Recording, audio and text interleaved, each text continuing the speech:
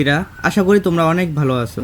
এখন আমি তোমাদের সাথে 2024 সালের ষান্মাসিক সমষ্টি মূল্যায়ন সম্পর্কে আলোচনা করতে যাচ্ছি। নবম শ্রেণীর ডিজিটাল প্রযুক্তি যে অ্যাসাইনমেন্টটি আছে সেটা নিয়ে আলোচনা করব। একটা কথা না বললেই নয়, তোমরা যারা আমার নতুন সদস্য আছো তারা ভিডিওতে লাইক করে চ্যানেলটি সাবস্ক্রাইব করে দাও। ডিজিটাল প্রযুক্তি প্রশ্নটি সাধারণত 3টি ধাপে নিয়োগ করা হবে। প্রথম ধাপে আছে 3টি কাজ: কাজ 1, কাজ 2, কাজ 3। প্রথম কাজটা হলো ডিজিটাল প্রযুক্তির ব্যবহার সম্পর্কে লেখো, এবং দ্বিতীয় কাজটা হলো ডিজিটাল প্রযুক্তির ইতিবাচক ও নেতিবাচক দিকগুলো দলগতভাবে আলোচনা করো, এবং 3 নম্বরে একক কাজ যেটি আছে সেটি হলো ডিজিটাল প্রযুক্তি ব্যবহারে নৈতিকতা এবং এর দায়িত্বশীল ব্যবহার নিয়ে লেখো। এরপর হচ্ছে ধাপ 2, এখানে দলগত কাজ করা লাগবে। 1 নম্বরে আছে ডিজিটাল প্রযুক্তি একটি দেশের মানুষের জীবনযাত্রার কেমন পরিবর্তন আনতে পারে সে বিষয়ক তথ্য সংগ্রহ করো, এবং কাজ 5 দলগত কাজ।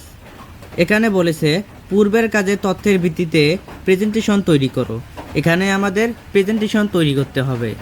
আবার ধাপ 2 এর পরে তোমাদের স্কুলে টিফিন বা বিরতি দেবে, যাতে তোমরা কিছুক্ষণ সময় পেয়ে যাবে, এবং তারপর তোমাদের ধাপ 3 এর কাজ শুরু হবে। এবার ধাপ 3 দলগত কাজ। তোমরা যে প্রেজেন্টেশনটা তৈরি করেছো এবার দলগতভাবে সেগুলোকে উপস্থাপন করা লাগবে।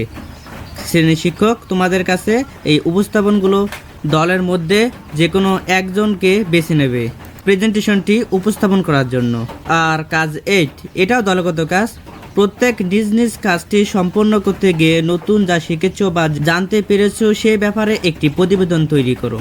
আশা করি তোমরা সবাই ভালোভাবে বুঝতে পেরেছো। তোমরা যারা প্রত্যেক বিষয়ের পরীক্ষার আগে এইরকম সাজেশন পেতে চাও তারা ভিডিওতে লাইক করে চ্যানেলটি সাবস্ক্রাইব করে বেল আইকনটি অন করে দাও, যাতে পরবর্তী ভিডিও সবার আগে তোমার কাছে পৌঁছায়।